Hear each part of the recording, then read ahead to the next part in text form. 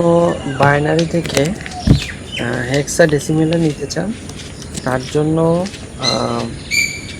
Google শিটের default function আছে, সেটা দিয়ে আপনি এই কাজটা করতে পারেন এবং খুব ইজিলি করতে পারবেন।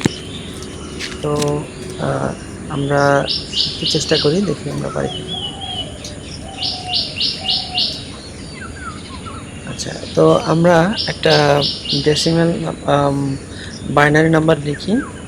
আমি দিলাম 101010 দিলাম। দেওয়ার পর আমি BIN2HEX যে ফাংশন দিয়ে দিলাম, এটা শেষ। আচ্ছা, আমাদের চলে আসছে।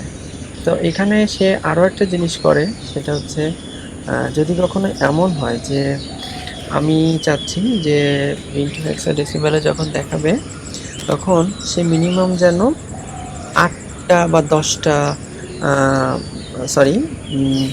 বা 9টা, মানে কোনো একটা সংখ্যা পর্যন্ত যেন দেখায়। যেমন হচ্ছে যে ব্যাংকের কোনো একটা যদি অ্যাকাউন্ট নাম্বার যেমন হয় যে মিনিমাম 17 ডিজিটের, হ্যাঁ, এটা যদি 17 ডিজিট না পড়ে তাহলে আমরা বাকি যে অংশটা থাকে সেটা আমরা 0 বসাই করি। তো এখানেও ঠিক একইভাবে করা যায়। আমরা দিলাম এবং দেওয়ার পরে আমি দিলাম 8। এবার সে যেটা করবে, সে এ নিবে এবং সামনে যে 6টা জায়গা সে আমাকে 0 বসাই দিয়ে দেখে। তো এই হচ্ছে বাইনারি থেকে হেক্সাডেসিমেল। তো বাইনারি থেকে হেক্সাডেসিমেল খুবই সহজ। এবং আচ্ছা, এটা কিন্তু এভাবেও আমি লিখতে পারতাম যে BIN2HEX, সেখানে আমি দিলাম 10101010।